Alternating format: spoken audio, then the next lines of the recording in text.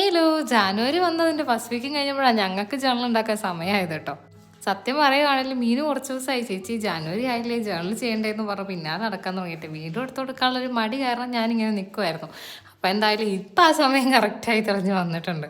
വർഷങ്ങളൊക്കെ എത്ര വേഗം കടന്നു പോകുന്നത്. ഇപ്പോഴും എൻ്റെ ഓർമ്മയിൽ ആ 2024 ജാനുവരിയിലെ ന്യൂ ഇയർ ആഘോഷിച്ചതായിരിക്കും ഇപ്പോഴും ഓർമ്മ. പിന്നെ അങ്ങോട്ടേക്ക് ഓടിയിട്ടാണ് എല്ലാ മാസവും കടന്നു പോയത്.